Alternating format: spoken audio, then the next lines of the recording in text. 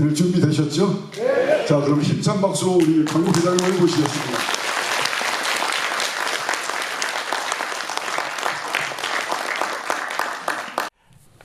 여러분 이렇게 모시게 돼서 대단히 영광스럽습니다. 저는 광복회장 이종찬입니다.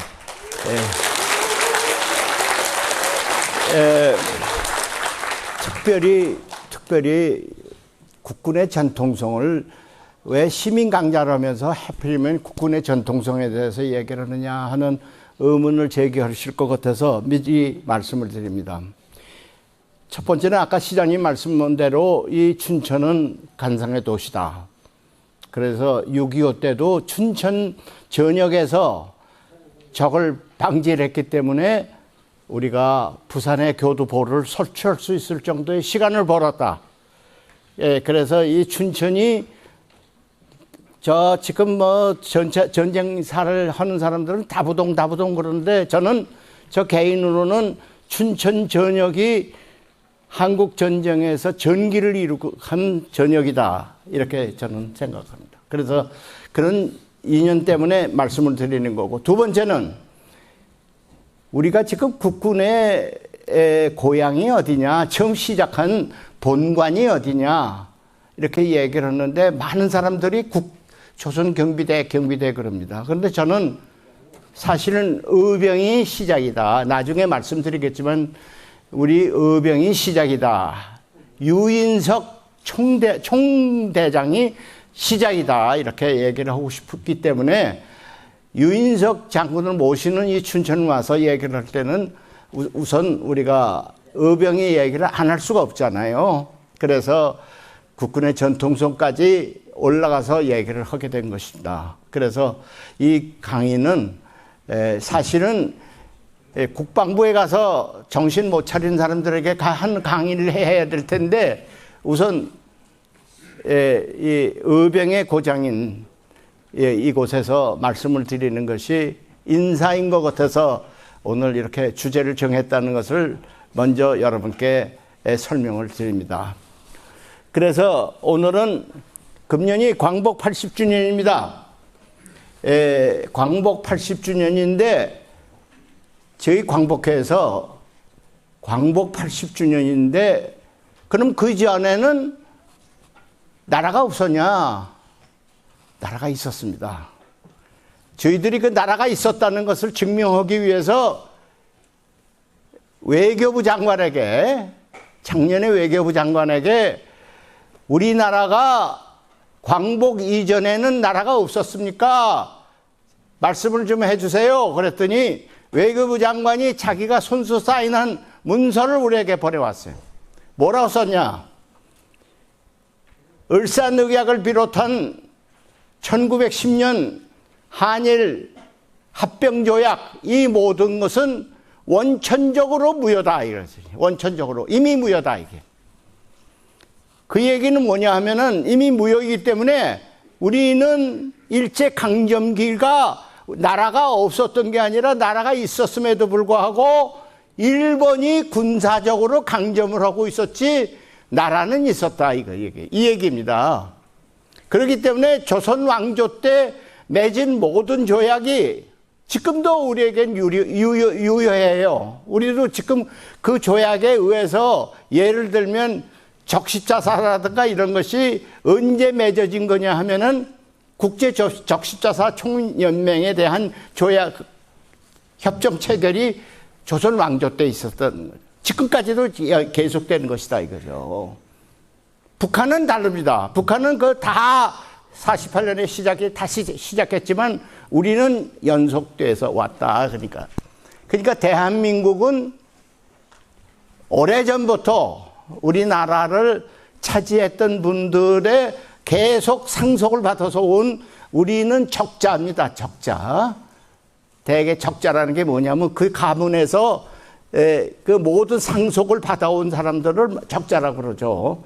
그리고 적자 아닌 사람들은 이단이죠. 그래서 옛날에는 그걸 서자라고 그러는데 요새는 뭐 적서를 안 가리니까 그냥 이단이라고만 얘기를 합니다. 그래서 제가 오늘 하나하나 그것에 대해서 설명을 하고자 합니다. 먼저 이 들어가는 말씀부터 시작을 하겠습니다. 우리가 잘 아는 역사학자 단재 신채호 선생은 뭐라고 말씀하셨냐면, 역사가 있으면 그 나라는 흥하고 역사를 잃으면 그 나라는 없어진다 이거예요. 또 어떻게 말씀하셨냐면, 영토를 잃은 민족은 재생할 수 있다 이게. 그러나 역사를 잃은 민족은 재생할 수가 없다 이렇게 얘기했어요. 그러니까 역사가 그만큼 중요한 겁니다. 아무리 나라가 일본에게 점령을 당해도 우리 역사가 뚜렷한 우리 역사가 있으면 절대 우리가 망하지 않는다는 얘기. 그러나 역사를 잃어버리면 우리가 망한다 이거예요. 세계에서 역사를 잃은 민족이 아직도 지금 독립 못하고 있는 민족이 있죠. 그걸 얻어요. 쿠르드족이 그렇죠. 쿠르드족. 중동에 있는 쿠르드족은 숫자가 얼마인 줄 아세요? 약 4,500만 명입니다. 그런데 시리아, 이란, 이라크 뭐 이런 데다 흩어져 살고 있는데 자기들이 어디서 왔는지를 모르고 자기 역사가 어디서부터 시작한지를 지금 잃어버렸어요. 그러니까 그 나라는 지금 터키에도 시리아에서도 배반당해. 어디 가서든지 자기네 나라 근거지를 찾지 못하고 있어요. 그러나 우리는 계속해서 우리를 근거지를 찾고 있죠. 그리고 두 번째, 안창호 선생은 뭐냐 하면, 역사에 대해서는 관용이라는 게 없다. 근데 적당히, 우리가 옛날에 일본 시대에도 거기 일본 사람들하고 우리를 점령했으니까 우리가 국적이 일본이다. 이렇게 얘기하는 사람이 있어요. 지금 아주 힘쓰는 사람들 중에서 그런 사람 많습니다. 우리가 일본 국적이었다. 이렇게 얘기를 하고 있어요. 또 어떤 사람은 손기정 선수가 일장기를 달고 나갔으니까 나갔지, 일장기 안 달았으면 나갈 수 있었냐, 뭐 이렇게 얘기하는 사람도 있어요. 그런데 우리가 아까도 얘기했지만은 점령은 당했지만은 우리나라는 있었다는 얘기예요. 우리가. 그러면서 손기정 선수가 왜 이 월계관을 쓰고도 이렇게 엉거주춤하고 있습니까? 일장기를 가리기 위해서 그럽니다. 일본 사람들이 일장기를 달고 나가라고 강제를 했기 때문에 할 수 없이 나가기는 했지만은 부끄러워서 이걸 가렸다 이겁니다. 그리고 우리 신문에서 일장기를 지워버렸어요. 아셔요. 그래가지고 동아일보니 중앙일보니 이런 신문들이 폐간이 됐어요. 정간이 되고. 그러니까 그 당시에 몰라서 그렇지 우리는 일본 국적을 가진 것처럼 행세하는 그런 넋빠진 사람들도 있지만은 사실은 일본 사람은 조선진이라고 깔봤습니다. 예?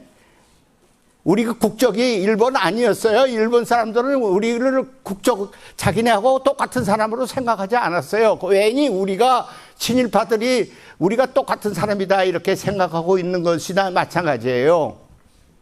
일본 사람들은 그 당시에 우리나라가 2천만 민족이었습니다. 근데 여권을 몇 건이 나갔냐? 70건밖에 안 나갔어요. 70건. 왜 70건밖에 안 내보냈냐? 일본에게 도움되는 사람만 여권을 줘서 세계 대회에 내보냈지 조선 사람은 해외에 나가지도 못했습니다. 그렇게 차별 대우를 받았고, 그러고도 그거 좋다고 우리가 일본 국적이라고 얘기하는 그런 넋빠진 사람들이 있어요. 예, 그래서 독립기념관장이 되겠다는 사람에게 제가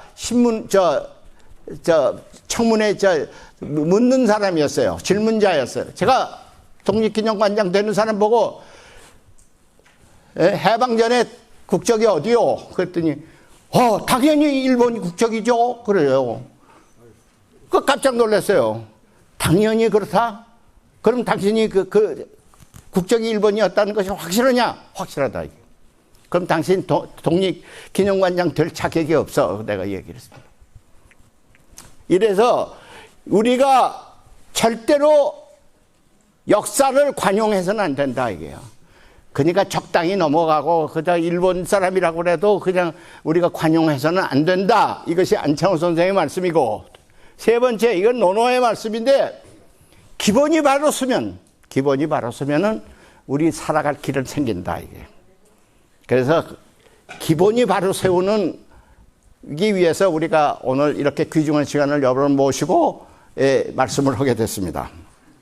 그래서 제가 말씀드리고 싶은 건 뭐냐, 우리 역사를 어떻게 보느냐에 따라서 달랐는데, 일본 사람들은 우리를 역사를 가르칠 때 자기네 나라 사람들의 약점을 얘기를 하지 않고 우리의 약점만 얘기를 했어요. 일본 사람들은 뭐냐 하면 한국이 잘 되기를 바라질 않아요. 그럴 거 아니겠어요? 일본의 마지막 총독이 한국을 떠나면서 뭐라고 얘기를 했느냐 하면은, 그 사람이 이제 해방이 되고 9월 6일 날 한국을 떠났는데 뭐라고 얘기를 했느냐 하면은, 우리는 조선 사람에게 지독한 식민사관 교육을 시켰기 때문에 조선 사람이 정신을 차리고 다시 제 나라의 주인이 되려면은 100년이 걸린다 그랬어요. 100년이 걸린다고 악담을 퍼붓고 갔습니다. 그런데 오늘이 80주년이에요. 이게 20주년이 남았어요. 우리가 그 사람의 말대로 하면 20년 동안 우리가 정신 차려야지, 그러지 않으면은 그 사람은 악담하는 대로 우리가 따라가게 돼요. 그렇기 때문에 저는 지금이 아주 중요한 시기다, 이렇게 해서 여러분께 말씀을 드립니다. 그리고 중국에는 어떻게 하느냐, 요새 중국에는 고구려도 자기 나라요, 발해도 자기 나라요, 전부 자기네 나라로 생각해. 그렇게 역사에다 다 변조를 했어요. 그러니까 우리는 어디 갔든지 역사를 갖다 자꾸 일본에게 뺏기고 중국에게 뺏기고 지금 이런 신세입니다.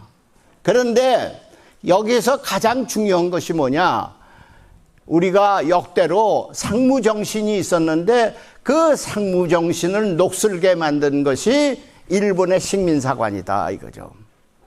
그래서 유인석 장군이 봉기하게 된 건 뭐냐, 너무 우리 그 당시의 국민들이 이 무에 대해서 천실하고 문만 최고로 생각하고 자꾸 가니까 임진왜란도 당했고 병자호란도 당했다, 이게요. 임진왜란에 당해서 반성문을 쓴 것이 서해 유성영 선생이 반성문을 썼는데, 그 책이 징비록이라는 책입니다. 그 반성문을 썼는데 우리 천조대왕은 그 책을 읽질 못하게 했어요. 금서로 취급했어요.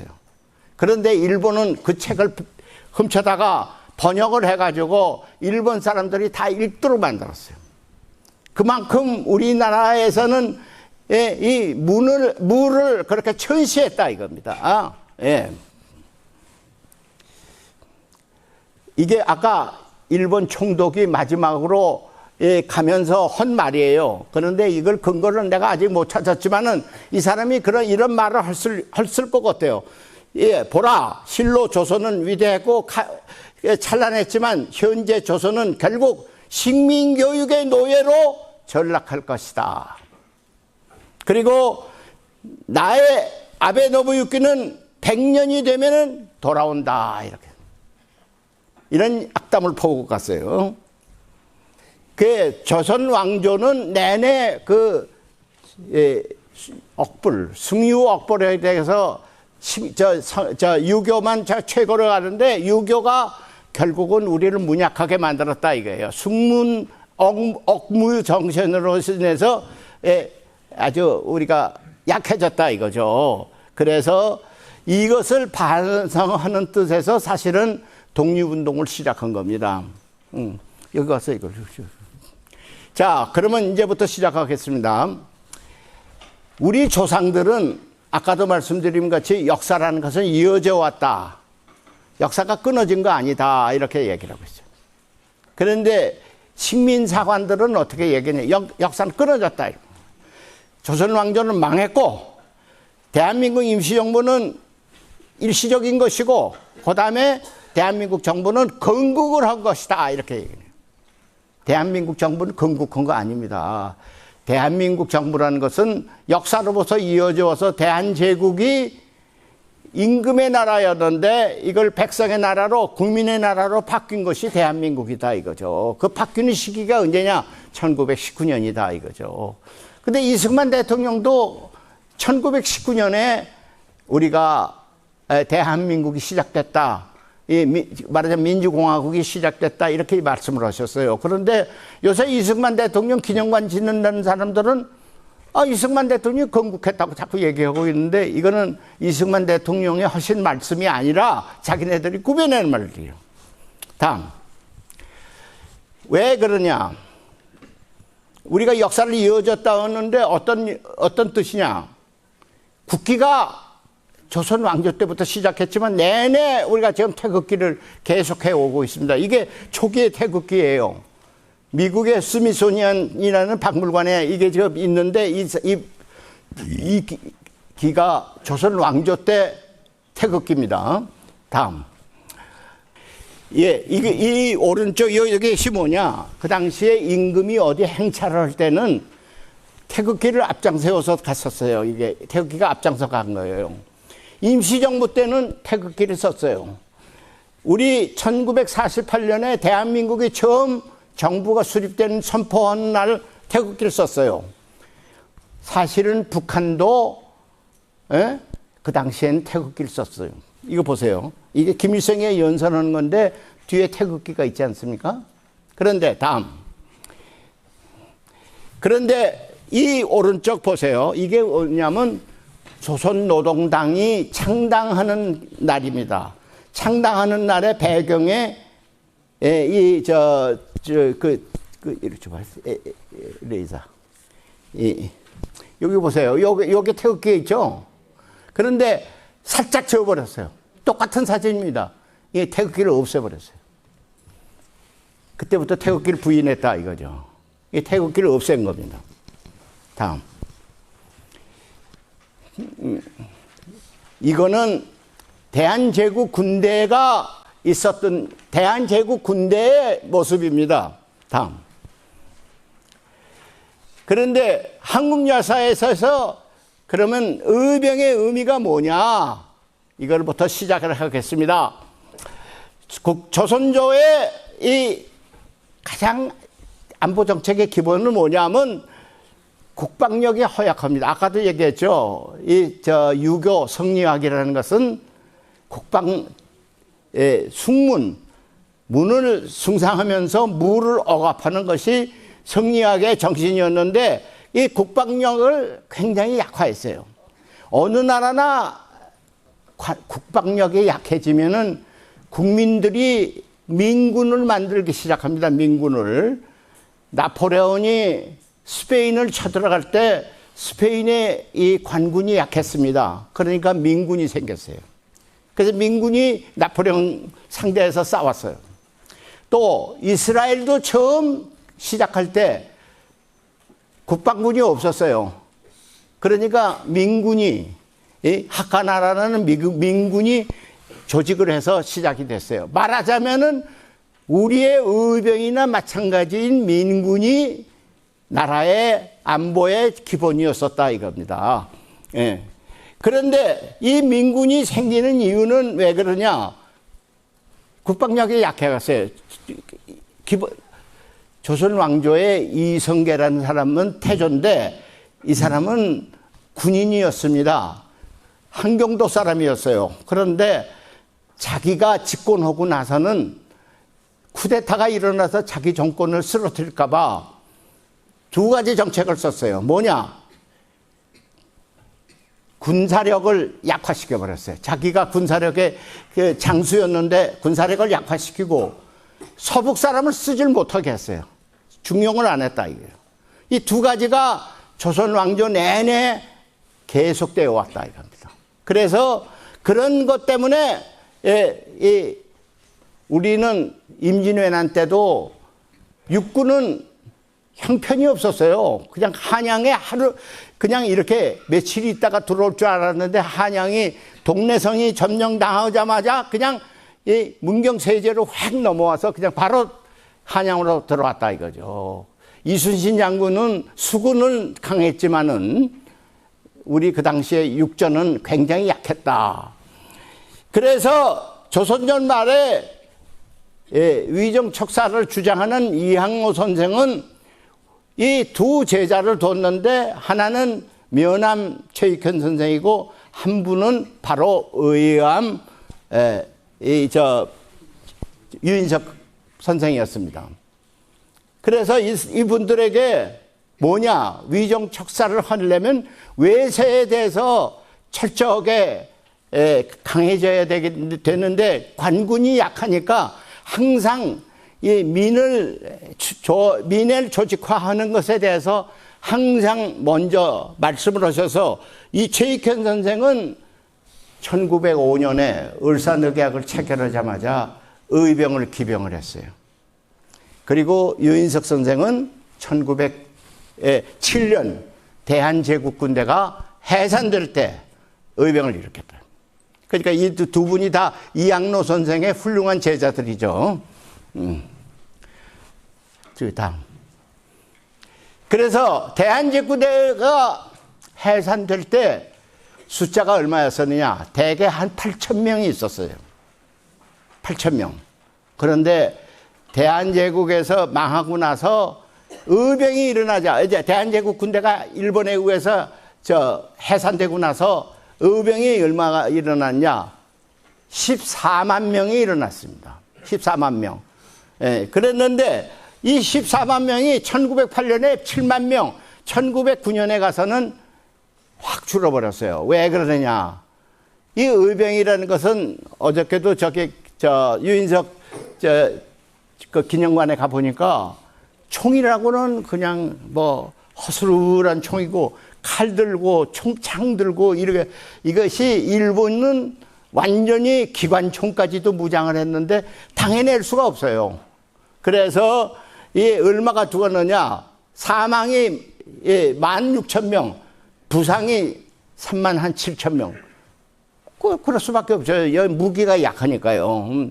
그래서 의병과 이 동학이 우리나라에 지키는 군인 중에서 가장 항일투쟁의 근본인데도 불구하고 이 독립정신은 뚜렷하지만 무기 자체는 굉장히 약해서 많은 사람이 희생이 됐다는 얘기죠.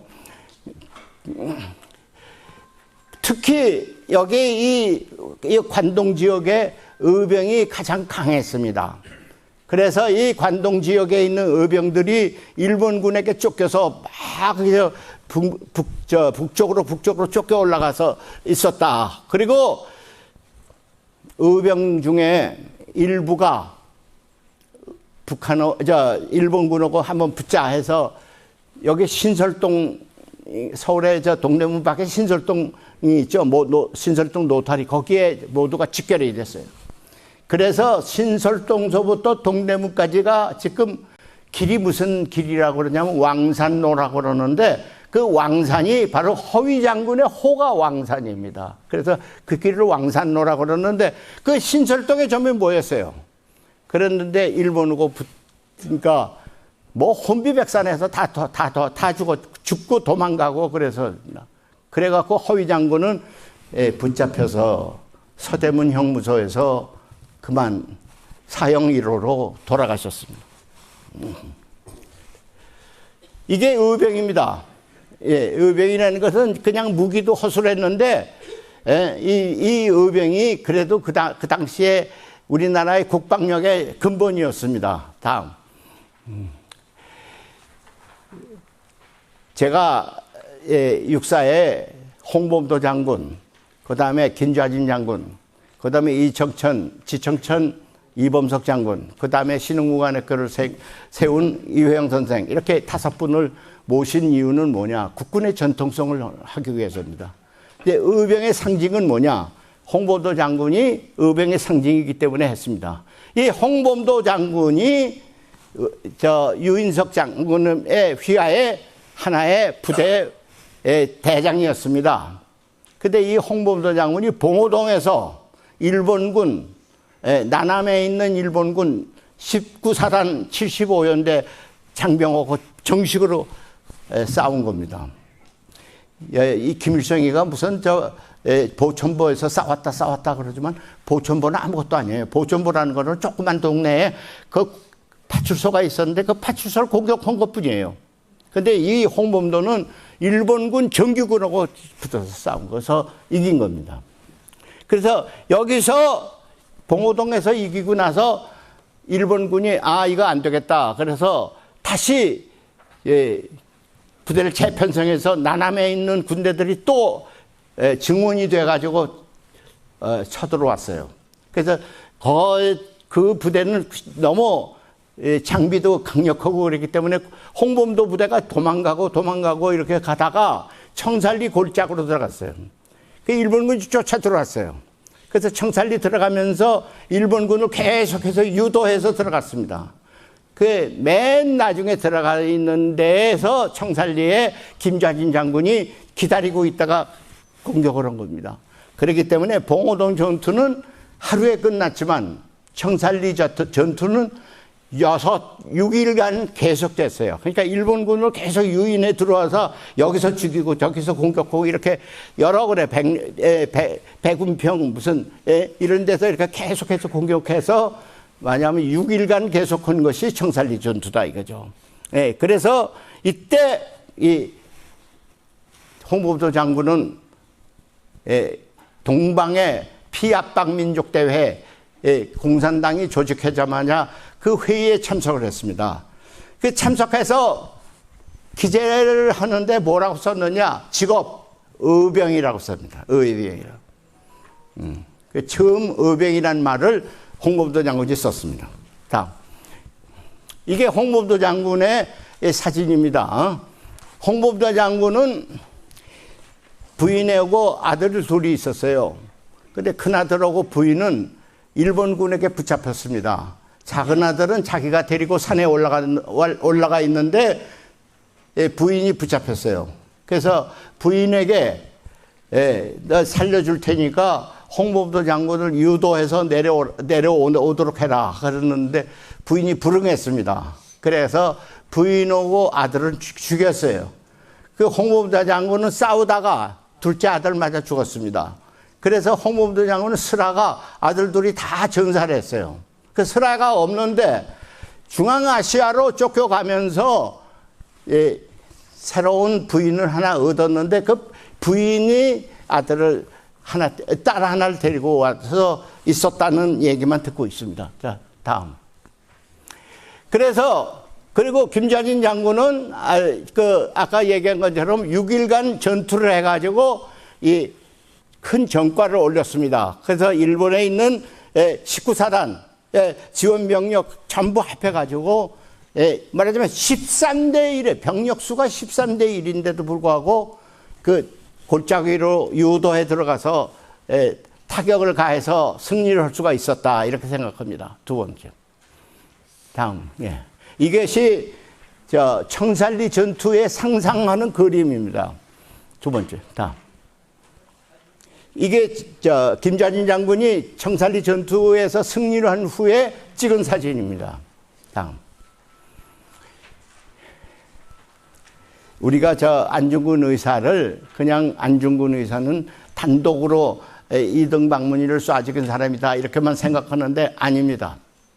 안중근 의사는 아까 말씀드렸죠. 유인석 장군 휘하의 부대 중에 하나의 장군이었습니다. 그런데 이분이 일본군에게 붙잡혔을 때 뭐라고 얘기를 했느냐? 나는 독립군의 중장이다. 나를 포로로 대우하라 그랬어요. 왜 안중근 의사가 실패를 했느냐? 안중근 의사가 일본하고 싸우다가 일본군 한 사람을 포로로 잡았어요. 그 포로를 데리고 다니는 거예요. 그랬는데 그저 데리다니는 게 얼마나 귀찮아요. 감시해야죠. 밥 먹여줘야죠. 계속 끌고 다녀야 되거든요. 그러니까 부하들이 안중근 의사 밑에 있는 부하들이 자꾸 귀찮게 데리고 다니지 말고 저 사람 쏴 죽이고 말자. 그러니까 안중근 의사 아니야. 그러서는 안 돼. 저건 전쟁의 포로니까 저 사람은 죽여서는 안 된다. 우리가 귀찮더라도 데리고 다녀야 된다. 계속 데리고 다니니까 이게 귀찮거든요. 그 나중에 하도 귀찮으니까 안중근 의사가 그 포로를 붙잡아서 오라고 그랬어요. 그래서 갔더니 너 이제 돌려보낼 텐데 본대로 돌아가지 말고 일본으로 돌아가라. 가겠냐? 그러니까 좋다고 그랬어요. 그래서 이 사람을 놔줬어요. 노자까지 줬어요. 근데 이 사람이 일본군이 그걸 받아가지고 일본으로 가지 않고 본대로 돌아갔어요. 본대로 돌아가가지고 안중근 의사가 있는 부대가 어디에 있다는 걸 다 점을 찍었어요. 지도에다. 그래서 일본군에게 당해가지고 안중근 부대가 결국 많은 피해를 보고 해산을 하게 됐다, 이게. 안중근 의사를 전부 원망하는 거예요. 아니, 안 장군이 그 포로를 죽였으면 이런 일이 없었을 텐데, 그 포로를 그냥 놔줘서 이런 일이 생겼다. 그래서 안중근 의사를 자꾸 원망을 하는 거예요. 안중근 의사가 생각도 못해서 좋다. 다시 군대를 모집하자. 그래서 모집하려니까 오질 않는 거예요. 그래서 안중근 부대가 이건 안 되겠다. 그럼 내가 단독으로 싸워야지. 그래서 총을 갖고 할빈에 가서 이등만문이 기다렸다가 쏴준 거예요. 그러니까 그 양반은 전투행위죠. 우리가 생각하면 전투행위죠. 그런데 일본군은 살인범이다. 그런데 안중근 의사는 계속해서 뭐라고 주장하냐. 나는 군인이야. 나를 포로로 대우하라고 계속 재판정에 가서도 주장을 합니다. 자, 그래서 안중근 의사의 휘호 중에 위국 헌신 군인 본분이라는 말은 자기가 군인이라는 얘기입니다. 나라를 위해서 헌신하는 것은 이거는 특별한 일이 아니라 내가 군인으로서 당연히 해야 할 일이다 하고 주장하는 겁니다, 이게. 다음. 이게, 그러니까 안중근 의사 시대에는 독립군이 하기 전에 이 점 찍은 거는 뭐냐면 이 X 표시는 전부 의병이 일어난 곳이에요. 이 의병이 쫓겨서 올라갔습니다. 다음. 그래서 이 쫓겨서 올라가서 있는 곳이 독립군으로 이것이 다시 편성된 거예요. 그러니까 의병이 쫓겨 올라가서 재편성된 것이 독립군이다. 그러니까 유인석 장군은 13도 창의군이라는 것은 뭐냐면 독립군으로 의병이 독립군이 됐다는 하나의 표시입니다. 다음. 그래서 1908년에 이미 의병들이 올라가서 독립군으로 재편성이 되고 이 독립군이 재편성되면서 우리가 알아야 될 건 뭐냐면 임시정부가 수립이 됐는데 독립군들이 뭐라고 그러느냐 하면은 우리는 임시정부에 소속하고 있는 군인이다 하고 대외적으로 스스로 얘기를 했어요. 임시정부에서 얘기한 게 아니라 스스로 그런 얘기를 했거든요. 그래서 북로군정서, 서로군정서를 자기네들이 편성해서 그 편성된 그대로 임시정부 산하에 군으로서 활약을 했다 이렇게 생각합니다. 다음. 그래서 중칭에서 1940년 9월 17일 중경에서 이제 독립군이 막 그 전투하다가 이제 전부 망명해서 중칭으로 내려왔죠. 그 중칭에서 전부 합쳐가지고 광복군으로 편성을 하는데 광복군으로 편성할 때 왜 조수왕 선생이 경과보고를 했어요. 경과보고에서 뭐라고 그러냐면은 오늘 세워지는 이 광복군, 오늘 출발하는 이 광복군은 오늘 출발하는 것이 아니라 1907년 대한제국군대가 해산될 때 우리는 시작했다. 이렇게 얘기했어요. 그러니까 1907년에 시작했다는 얘기예요. 이게 중요한 얘기입니다. 조수왕 선생이 뭐라고 그러냐. 오늘 1940년인데 오늘 세워진 게 아니라 1907년에 대한제국 군대가 해체될 때 의병이 시작했는데 의병이 바로 우리 광복군의 할아버지다. 이렇게 말씀하시는 거예요. 그러니까 유인석 장군이 의병을 일으킨 13도 자기군이었는데 조수왕 선생이 1940년에 유인석 장군이 만든 그 부대가 우리의 할아버지다 이렇게 선언한 것이나 마찬가지다. 예. 이게 조수왕 선생이 당시 얘기한 그 장면입니다. 다음. 그래서 광복군은 어떻게 해서 시작했냐면 일제 때에 일본 육사를 나온 사람들이 다 신흥무관학교 이런 데로 전부 또 와서 교관 노릇하면서 간부들을 양성을 했습니다. 이동희, 이필죽, 김창환, 노백리, 유동열 뭐 이런 사람들이 전부 와서 간부를 양성한 것에 한 것이다 이렇게 생각해요. 다음. 그래서 광복군이 창설될 때 총사령관은 지청천 신흥무관학교 출신 교관, 그 다음에 이지대장 이범석 신흥무관학교 교관, 일지대장 김원봉 신흥무관학교 교육 받은 사람 졸업생, 삼지대장 김학규 신흥무관학교 졸업생이다. 그러니까 신흥무관학교, 의병, 독립군, 광복군 이것이 묶음이 우리 국군의 할아버지다 이렇게 얘기를 하면은 우리의 민족사적 정통성이 있는 거죠. 그런데 이게 광복군이 창설될 때의 장면입니다. 두 번. 그런데 중요한 얘기가 있어요. 북한의 조선인민군은 언제 창건됐다고 자기네들 역사의 책에 썼느냐. 1948년 2월 8일 날 조선인민군이 창설됐다 이렇게 처음에는 썼어요. 근데 1978년에 바꿨어요. 어떻게 바꿨냐? 1978년에 우리 조선인민군은 김일성 동지가 빨치산을 처음 시작할 때 조선인민군은 시작됐다 이랬어요. 32년. 그러니까 1932년이면 김일성이 몇 살인 줄 아세요? 김일성이 1912년생입니다. 그러니까 32년이면 21살이에요. 만으로는 20살이에요. 만 20살 때 빨치산 투쟁 시작할 때 조선인민군은 시작했다. 이게 만약 뭐냐면 한반도에 있어서 항일 투쟁이 시작된 것을 김일성으로 만들기 위한 역사 조작입니다. 근데 우리는 어떻게 됐어요? 유인석 장군이 1907년에 의병을 일으켰는데 이게 의병의 할아버지라고 하면 김일성의 낳기도 전이에요. 그렇죠? 김일성이 1912년생이니까 1907년에는 김일성이 낳기도 전이다 이거예요.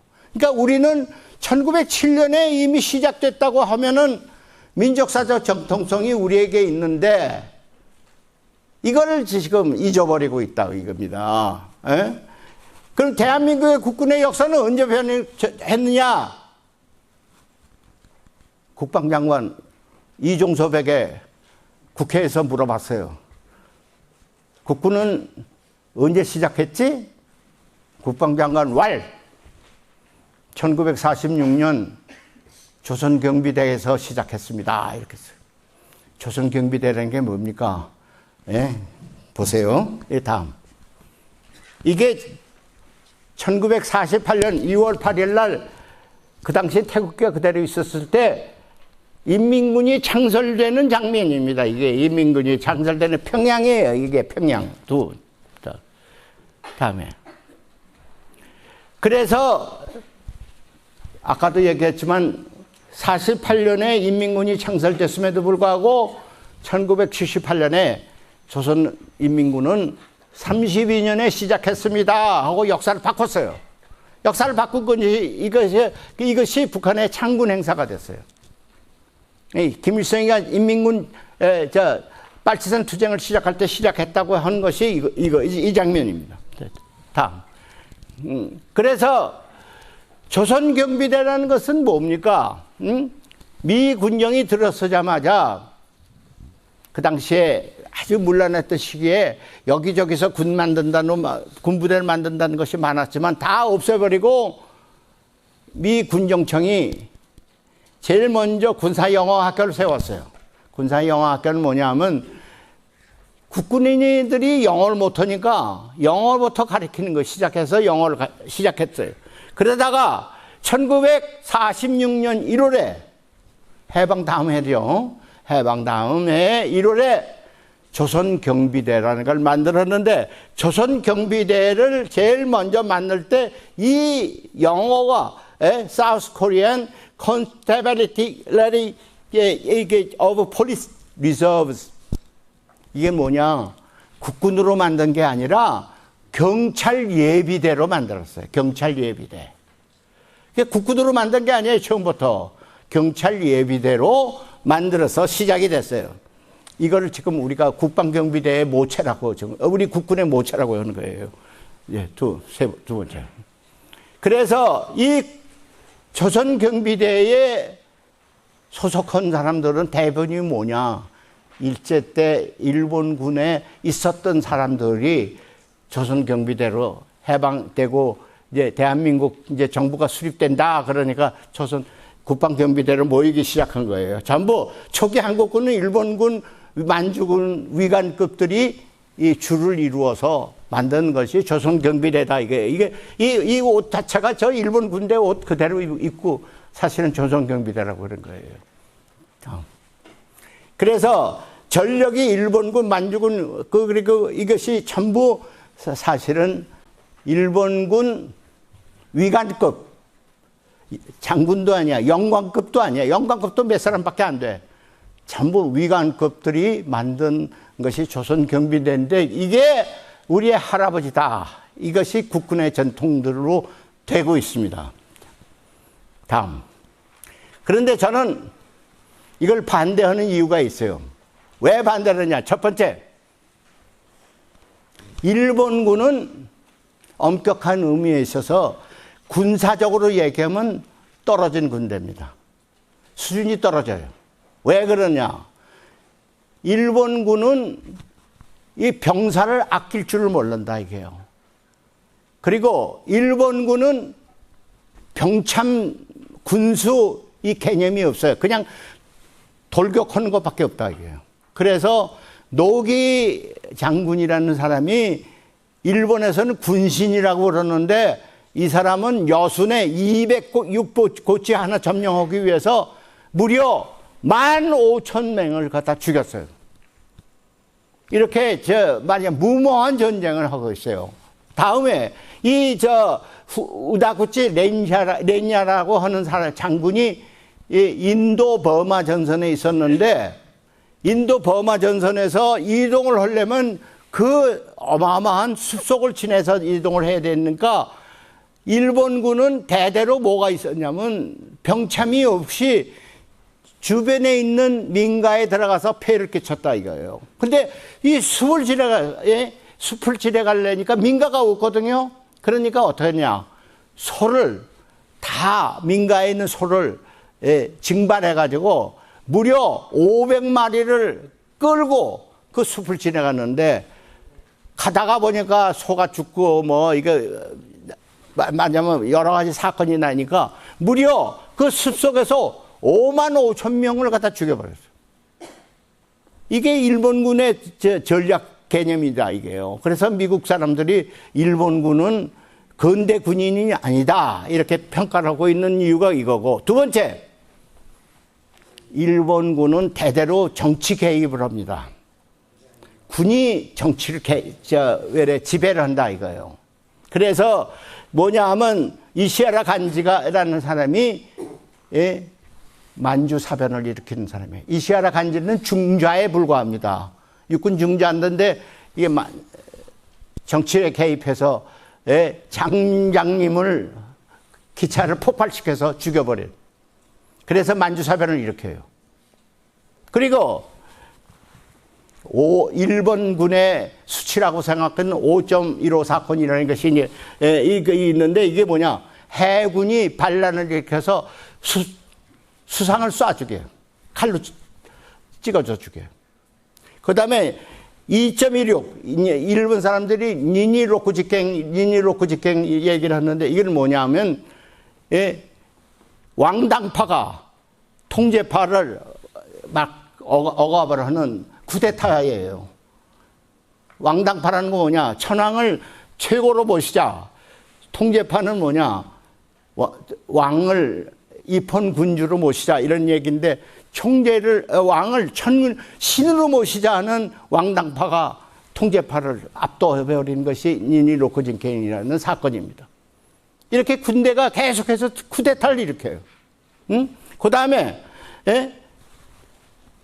나중에는 2차 대전 말기에는 육군 대신이었던 도조가 총리가 돼서 군이 내각을 다 만든다.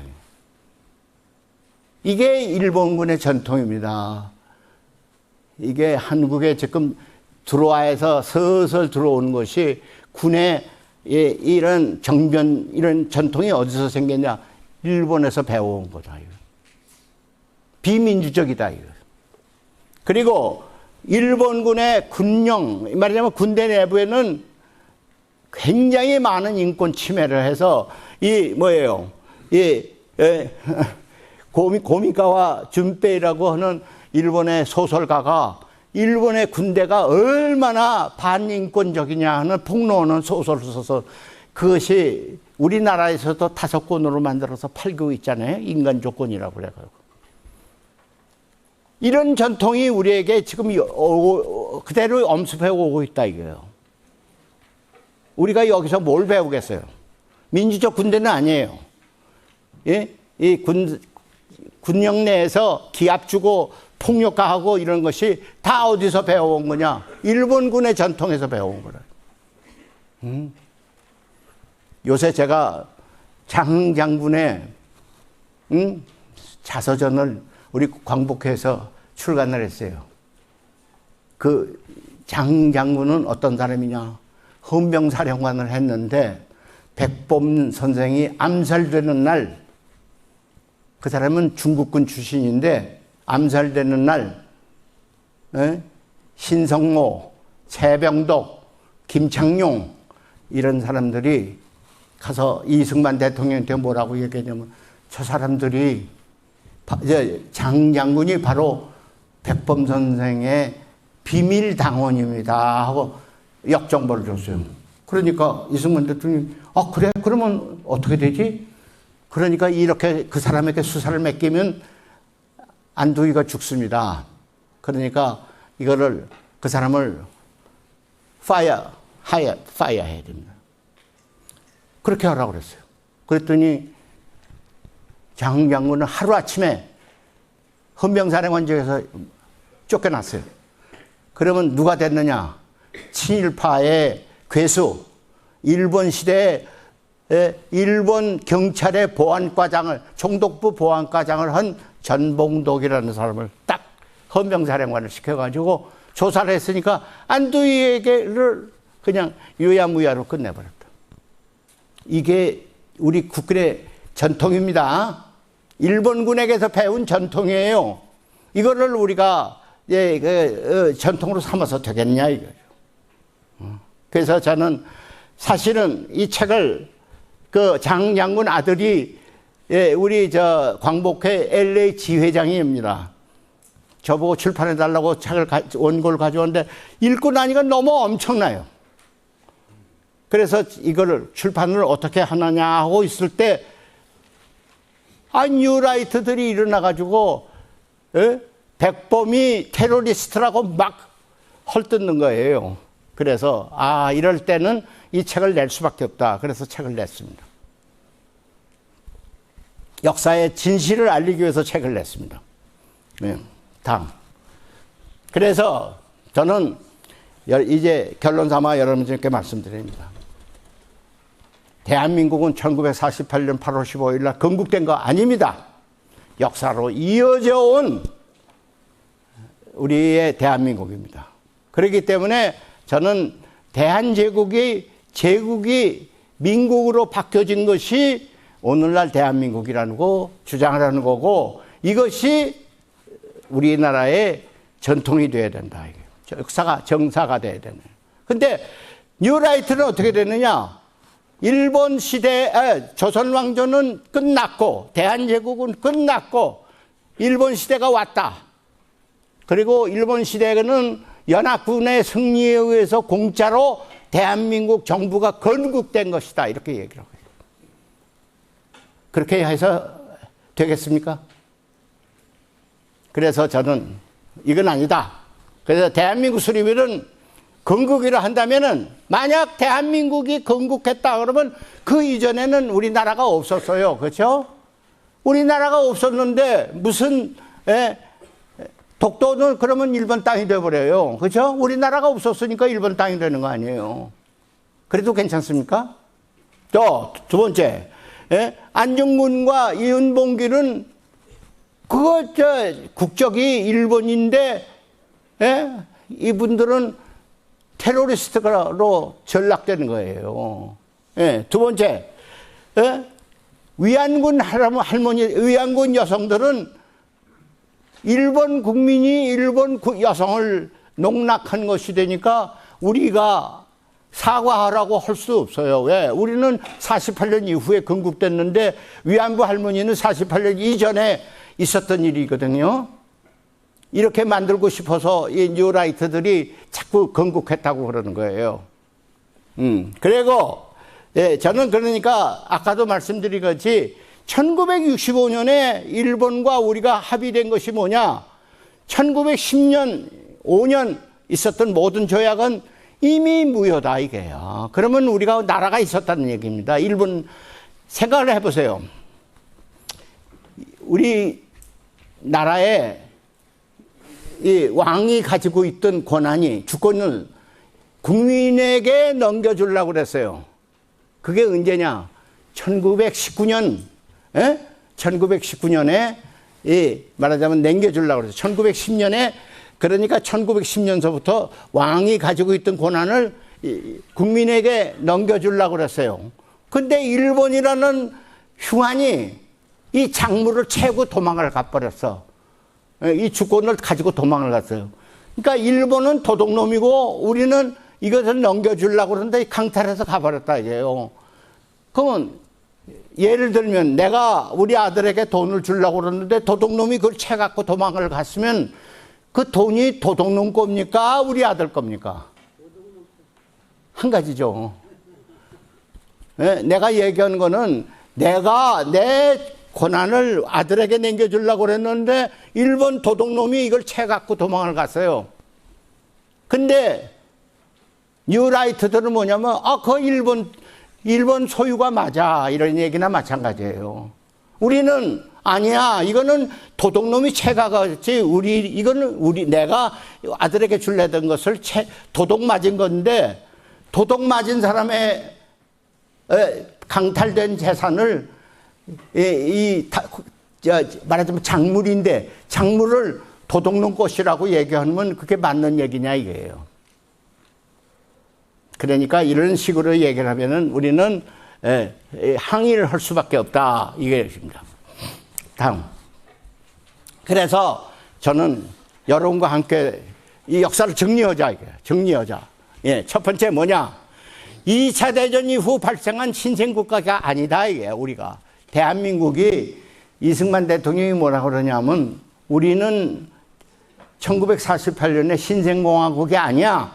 우리는 역사의 전통이 있는 나라야. 이렇게 얘기를 했는데 그 이승만 대통령 말이 맞아요. 그런데 이승만 대통령의 기념관을 짓겠다는 사람은 이승만 대통령이 그런 말 안 했어. 이승만 대통령은 건국했다고 얘기했어. 거짓말을 한다 이게. 응? 대한민국 임시정부 시대가 끝나고 대한민국 정부가 1948년 8월 15일 날 대한민국 정부가 정식 정부가 임시정부가 정식 정부가 된 겁니다. 네. 다음. 대한민국의 국군은 의병, 독립군, 그것이 광복군이 됐고 그 광복군이 국군으로 돼야 우리가 주소가 맞는 거죠. 응? 김일성이는 뭐라고 그러냐? 48년에 인민군을 수립한 거를 78년에 인민군이 그때 생긴 게 아니라 32년에 김일성이가 빨치산 투쟁을 시작하면서 조선인민군은 생겼다. 이렇게 역사를 바꿨거든요. 그 역사를 바꾼 것이 뭐냐면 주사파랍니다. 주사. 주사라는 것이 바로 그런 걸 얘기하는 거예요. 그런데 우리는 아니다. 대한제국 군대가 1907년에 해산되면서 의병이 생겼고 그 의병이 독립군이 됐고 독립군이 광복군이 됐고 그럼 광복군이 국군이 되죠. 그래서 제가 육사에다가 흉상 5개를 세운 겁니다. 근데 이 흉상을 지우라고 하는 건 뭐냐? 조선 경비대를 할아버지로 생각하는 사람들의 짓이다 이게요. 그래서 제가 반대하고 싸움에 나선 겁니다. 그래서 저는 솔직하게 얘기해서 국군의 날을 지금 10월 1일로 정했어요. 10월 1일은 뭐 하는 날입니까? 6.25 때 38선을 넘어가는 날이 10월 1일입니다. 그것도 의미가 있어요. 의미가 없다는 얘기 아닙니다. 그러나 우리 헌법에는 어떻게 되어 있느냐? 무력으로 통일하는 것을 부인하고 있어요. 평화적으로 통일하는 것을 우리 헌법의 정신으로 생각하고 있거든요. 평화적으로 통일을 한다면은 군대가 쳐들어가는 것을 국군의 날로 만들면은 이 앞과 뒤가 맞질 않잖아요. 그래서 저는 국군의 날은 광복군이 창건되는 1940년 9월 17일, 이 9월 17일이 중요합니다. 그래서 국군의 날을 9월 17일로 정하는 것이 마땅하다. 이거 우리 헌법에도 맞는 얘기다 하는 것을 주장을 하는데 뭐 제 목소리가 너무 적어서인지 전혀 들으려고 하는 사람이 없어요. 그래서 이게 9월 17일이 바꿔야 맞다. 우리 헌법에도 맞는 얘기다. 이렇게 저는 주장을 합니다. 다음. 그래서 이상으로 제가 다시 정리를 하자면 48년도에 우리가 건국한 것이 아니다. 첫 번째, 48년에는 대한민국 정부가, 임시정부가 정식 정부가 되는 날이다. 두 번째, 우리 국군은 대한제국 군대가 해산되는 날 의병이 시작했고, 의병이 독립군이 됐고, 독립군이 광복군이 돼서 광복군의 전통을 이어받는 것이 우리 국군이다. 두 번째고요. 세 번째, 뭐라고 얘기합니까? 그렇게 함으로써 대한민국의 국군은 한반도에 있어서 유일한 합법정부의 군대로서 존재하는 것이다. 그래 맞지 않아요? 이렇게 정리를 하자 이겁니다. 자, 이것으로 저의 강의를 마치겠습니다. 네.